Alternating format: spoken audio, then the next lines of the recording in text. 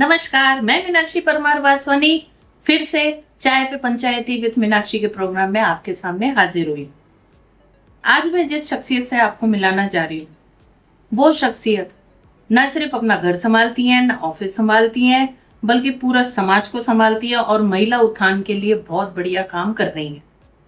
मैं मिलवाना चाहती हूँ आपको ज्योति सिंह से, जो कि गौरवी महिला उत्थान एवं विकास संस्थान की फाउंडर डायरेक्टर हैं, एडवोकेट हैं, काउंसलर हैं, जो कि फैमिली डिसीजंस में अपना भूमिका निभाती है। तो नमस्कार ज्योति सिंह जी, कैसे हैं आप? बढ़िया। तो आप ये बताएं कि प्रॉपर आप जयपुर से बिलोंग करते हैं या ट्रांसफर होकर आए? प्रॉपर जयपुर से बिलोंग नहीं करती हूँ। मैं प्रॉपर एमपी स्टेट में जो ग्वालियर है वहाँ से बिलोंग करती हूँ। यहाँ जयपुर के पास में ही काला डेरा जगह जहाँ मेरी ससुराल है, और अभी हाल फिलहाल में हम लोग जयपुर में ही हैं। जयपुर में? हाँ, बिल्कुल नहीं, जयपुर।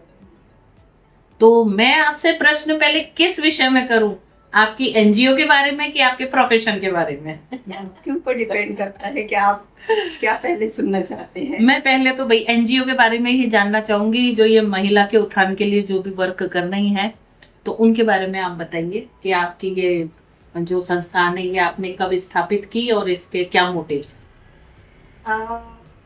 मैं महिलाओं पर काम या महिलाओं से संबंधित काम 2011 से कर रही हूँ एज ए काउंसलर, दूसरे एनजीओ के साथ में मिलकर। ठीक है, इन्हीं के साथ में काम करते करते मुझे ये लगा कि मैं जिन लोगों के साथ में काम कर रही हूँ वो लोगों की समस्याओं के साथ जस्टिफाई नहीं कर पा रहे ढंग से।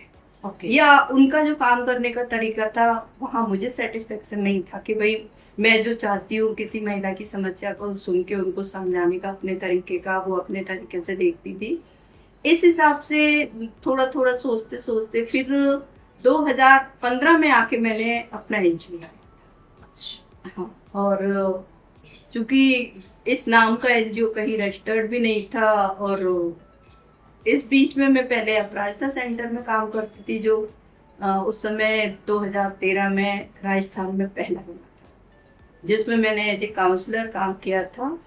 और शुरुआत भी उस अपराजिता सेंटर की हमारी ही फर्स्ट उससे हुई थी। अच्छा। हाँ, इसके अलावा फिर वहाँ काम किया, बीच में और लोगों से भी मिलते जुलते रहे। अपराजिता सेंटर में जब मैं काम करती थी वहाँ महिलाओं की बहुत दयनीय स्थिति भी देखी थी।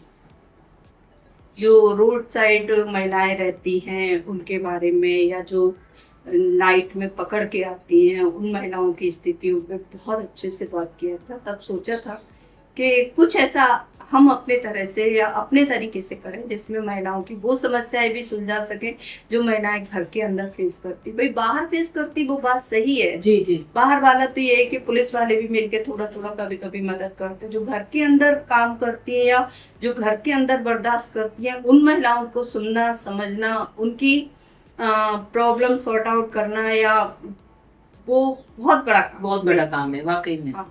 जो ये डोमेस्टिक वायलेंस वगैरह जो होते हैं, डोमेस्टिक वायलेंस के अलावा कभी कभी हरेसमेंट के इतने तरीके हैं कि आप समझ नहीं सकते कि पति आपको किस जगह पे और कैसे हरेस कर रहा है। वहां पे ये नहीं समझ में आता है कि वो वायलेंस के तरीके या मूव वायलेंस से भी आपको डोमिनेट करते हैं। मतलब फिजिकली तो वो डिस्टॉर्शन होता ही है महिलाओं का, लेकिन मेंटली भी डिस्टॉर्ट करते हैं, बहुत ज्यादा करते हैं। जी जी। तो ये वाले क्षेत्र में फिर मैंने काम शुरू किया था, और मेरा एनजीओ खास तौर से डोमेस्टिक वायलेंस पे ही। जी जी। तो इसमें मैम आपके कितने केसेस आ गए होंगे अब तक और कितने सॉल्व आउट हुए हैं?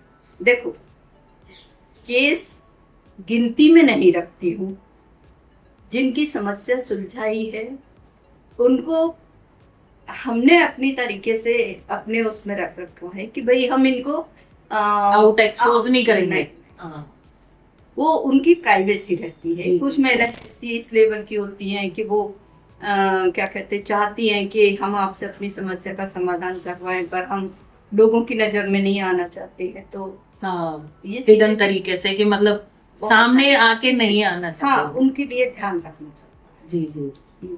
तो ज्योति जी, काउंसलिंग में मोस्ट इम्पोर्टेंट फैक्टर आप क्या डिस्कस करते हैं?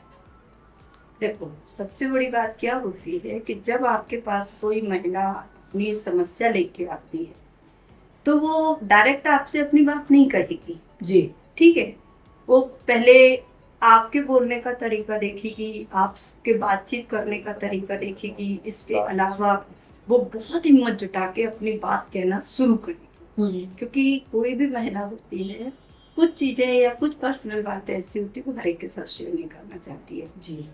तो वहां तक या उस लेवल तक लाने के लिए आपको उससे भी तो मोटिवेट करना पड़ेगा, तभी तो वो अपनी बात कह सकती है ना। जी जी जी। नहीं कहेगी तो उसको घुटन रहेगी। और ये मैंने देखा है कि जब कोई महिला अपनी सारी, वो कहते हैं भड़ास, घुटन, जो भी उनकी परेशानी जब वो कह लेती है ना तो चेहरे पे स्माइल आ जाती है। और वो नेचुरल बात देख के ना बहुत अच्छा लगता है कि हाँ भाई, इसके आंसू जो निकल रहे थे वो आज स्माइल में बदल गए। Very nice, very nice. तो महिला उत्थान के लिए मैम, जैसा कि मैं जानती हूँ कि आप काफी वर्कशॉप भी लगवाते हैं उनके लिए, तो इस वर्कशॉप के लिए फिर आपके पास कैसे अप्रोच किया जाए? वैसे तो मेरे बहुत सारे लोग अपने तरीके से ही कर लेते हैं बातचीत, या जिनको मुझसे कांटेक्ट करना है वो मेरा नंबर ले सकते हैं। जी जी। ठीक है ना, मुझसे पर्सनली कांटेक्ट कर सकते हैं। और कई सेमिनार वेबिनार में मुझे इनवाइट किया जाता है तो मैं कॉलेजों में भी जाती हूँ। अच्छा। हाँ, बड़े कॉलेजों में भी अभी लेटेस्ट में ही मेरे पास विधिक सेवा प्राधिकरण से आया है एक ऑफर, उनकी भी एक सेमिनार अटेंड करनी है इसी वायलेंस से संबंधित। Very good. तो सेमिनार में मोस्टली तो मैम फिर तो पुरुष वर्ग जो है वो थोड़ा सा डिप्रेस हो जाता होगा आपको देखकर। नहीं, ऐसा कुछ नहीं है। मैं काम भले ही महिलाओं से संबंधित करती हूँ, पर मेरे पास काउंसलिंग में दोनों वर्ग आते हैं, महिलाएं भी आती हैं तो पुरुष भी आते हैं।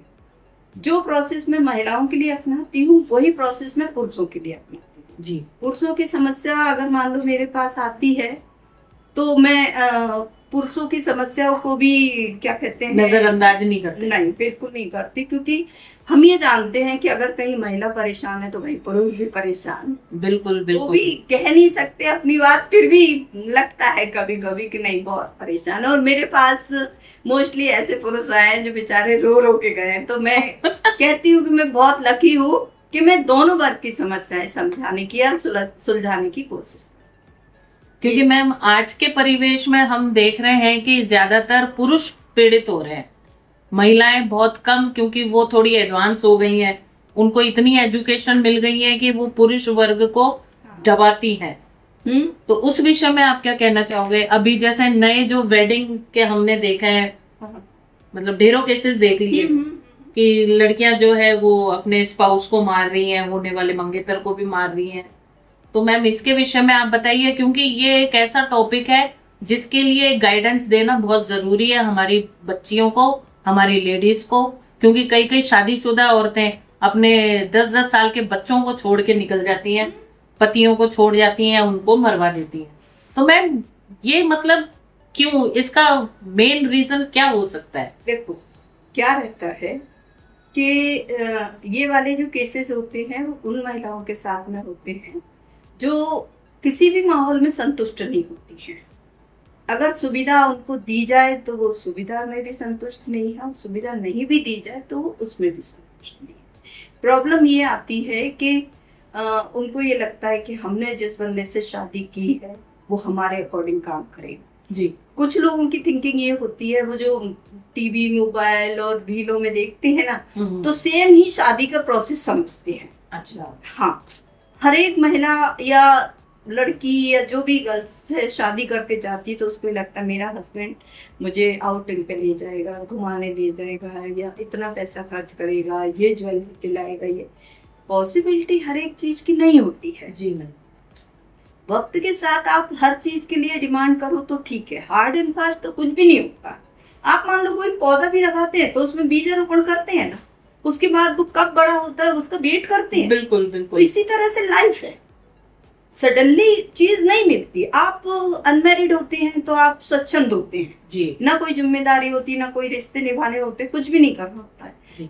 वो जो फेरे अग्नि के सामने लेते उसी के साथ में एक रिश्ता बनता कि आप पत्नी हो गए। पत्नी के बाद किसी की चाची हो गई, किसी की मामी हो गई, किसी के कुछ हो गए, किसी के कुछ हो गए, तो रिश्ते आपको मिले ना इतने सारे। बिल्कुल बिल्कुल। यहाँ जब आप पीयर में रहते तो किसी की बेटी है, किसी की भांजी है, किसी की भांजी है, किसी की भतीजी है, तो ये वाला रिश्ता अलग है और वहाँ के साथ में बंध रहे हैं। जी जी जी। यहाँ पे भी एक माँ की तरफ से बंधे हुए हैं, तो वहाँ आपके पति है, सास ससुर है। हाँ ठीक है, तो वो वाले रिश्ते भी तो एक्सेप्ट करो। बिल्कुल सही। आप अगर वही रिश्ते नहीं एक्सेप्ट कर सकते हो तो आप लाइफ में क्या करेंगे? आपने अपनी माँ को नहीं देखा क्या? माँ अपने रिश्ते कैसे निभाती है, तो आपको वही चीज फॉलो करनी चाहिए ना। पर आप नहीं करते हैं। आपको ये लगता है हस्बैंड मतलब वेल टू डू बंदा हो, फिट एंड फाइन, हमको रोज घुमाने ले जाए, हम जैसा ऑर्डर दे या जैसा कहे वैसा काम करे। अरे भाई, वो भी तो चेंज होगा। हाँ, उसको आप अपने परिवेश में तो लाओ। तो मतलब थोड़ा सा तो वेट करो उसके लिए कि भाई वो आपके अकॉर्डिंग हो। और नहीं हो रहा है तो आप उसके अकॉर्डिंग हो जाओ, लाइफ स्मूथली चलेगी 100%। या तो किसी के हो जाओ या किसी को बना लो। यही फॉलो करना पड़ता है लाइफ में, तब आप आगे दोनों लोग साथ में चल सकते हैं। ये जरूरी है। और ये जो केसेस है ना कि इसको मार दिया उसको, हाँ, ये विकृत मानसिकता है।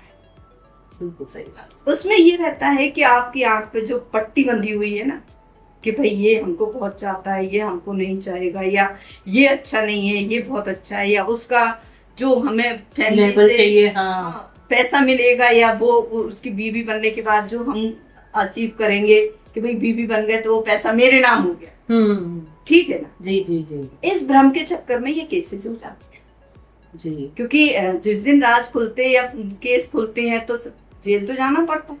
फिर आपको कुछ भी नहीं मिलता। ये एक विकृत मानसिकता की निशानी है ये।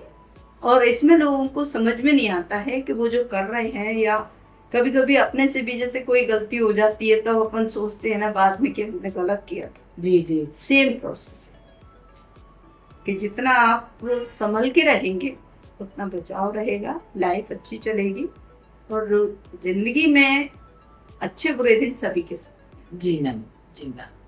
अच्छा, बीइंग एन एडवोकेट मैम, आपकी क्या गाइडलाइन रहती है एक परिवार के लिए? देखो, कानून और नियम कायदे जिंदगी में नहीं चलते हैं।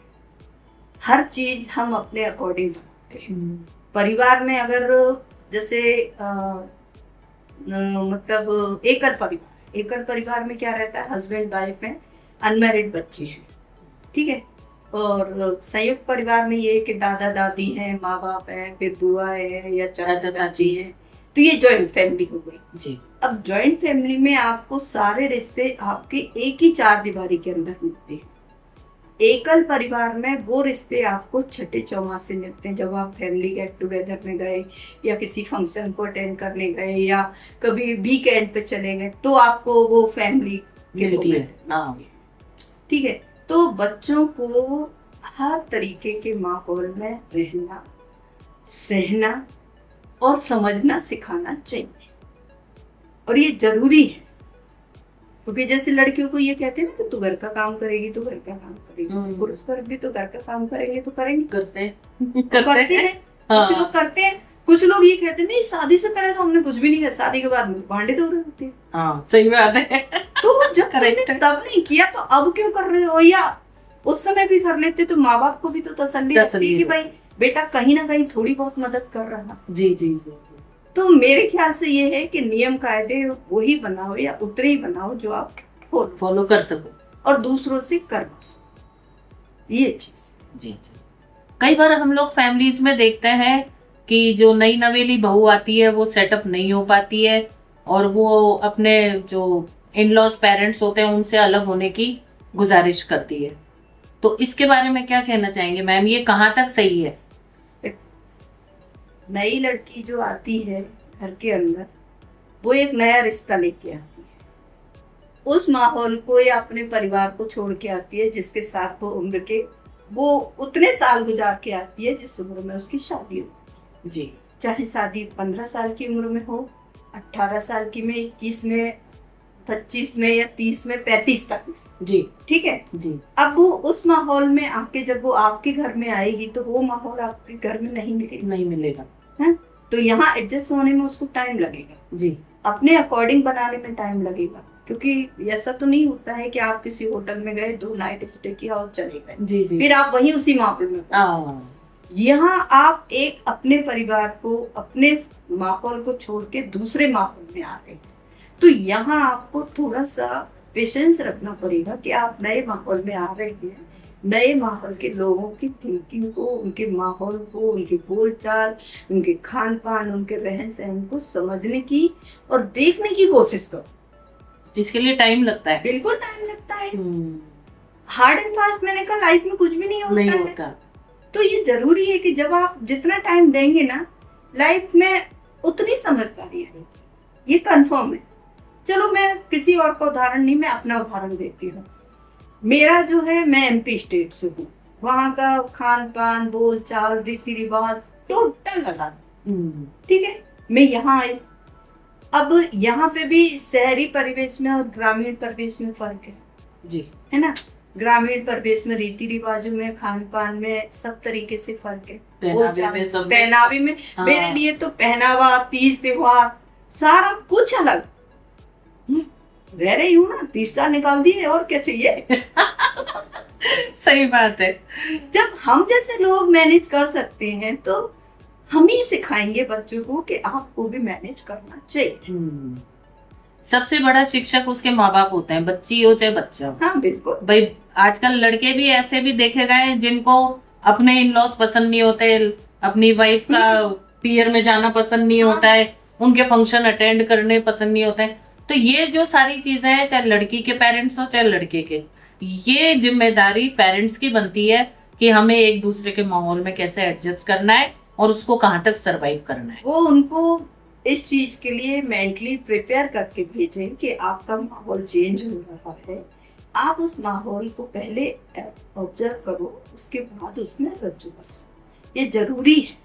ऐसा नहीं है कि आपने इतना पैसा खर्च करके शादी की और शादी के 2 महीने बाद या 15-20 दिन बाद या 6 महीने बाद लड़की, या 2 साल बाद लड़की घर आके बैठ गई, फिर आप ये डिमांड करें कि नहीं हमको तो वही सामान चाहिए जो हमने शादी में दिया था, या हमको, तो तब तक तो टूट फूट जाता है, बहुत कॉम्प्लिकेशंस हो जाता है, बहुत ज्यादा प्रॉब्लम हो जाती है। फिर लड़की आपकी 6 महीने के लिए यहाँ आके बैठी, आप उसको समझा के कहो कि भाई जो माहौल है उसी में अपने आप को रखो, रहो वही। सही बात। माँ बाप, मान लो अगर किसी के माँ बाप बदकिस्मती से शादी के बाद ही कुछ हो गया, तो क्या करेगी लड़की? फिर कहाँ जाएगी? ये भाभियाँ रखेंगी क्या, या चाचा चाची रखेंगे? कोई नहीं रखता, कोई नहीं रखता। सब समझाने की कोशिश करेंगे उसको, कि भाई तू वहीं जा। ठीक है, हो सकता है कभी कभी ऐसी प्रॉब्लम आ जाती है कि हस्बैंड आपके अकॉर्डिंग काम नहीं करता जी, कोई बात नहीं कर रहा है तो घर में रहने तो दे रहा है, डिस्टेंस मैनेज कर लो, खाने को तो मिल रहा है। आप बाहर जाओगे, आप कहाँ से मैनेज करोगे? तो अगर आप थोड़ी सी परेशानी में अपने माहौल को वापस कहते हैं ना कि तरीके से देखो, तो आपको वहाँ सुरक्षा मिलती है, चाहे उस लड़ाई झगड़े के माहौल में भी। एक कवच तो है ऊपर से, घर से बाहर निकलती तो कवच फट जाता है, खत्म हो जाता है। अच्छा एक चीज और, लड़की ज्यादा टाइम पीआर में रहे तब ये नहीं कहेंगे कि भाई सामने वालों की गलती थी, कुछ इसी में कमी हो, समाज है ना। और लड़के वाले भी ये कहेंगे कहीं होगा उसका कहीं, इसलिए चली गई, वरना रुकती नहीं। और सेम प्रोसेस लड़के के लिए।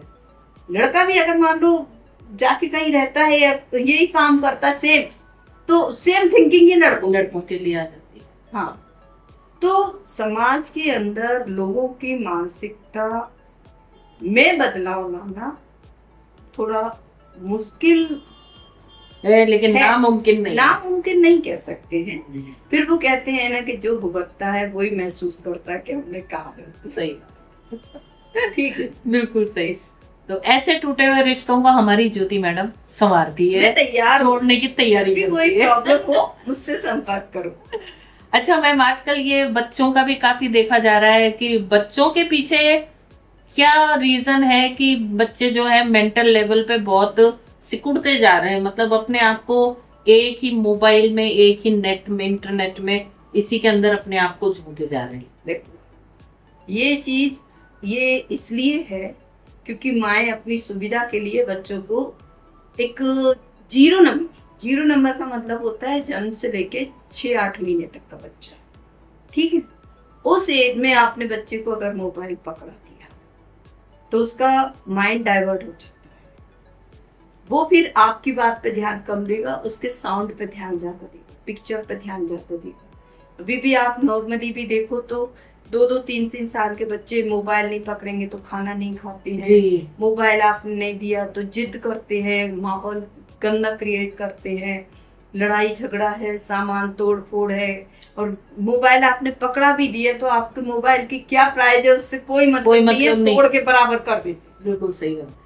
तो आपने उसको पहले से ही वो अपने विचार या अपनी बातचीत नहीं दी, आपने वो माहौल ही नहीं दिया, बच्चे को टाइम ही नहीं दिया।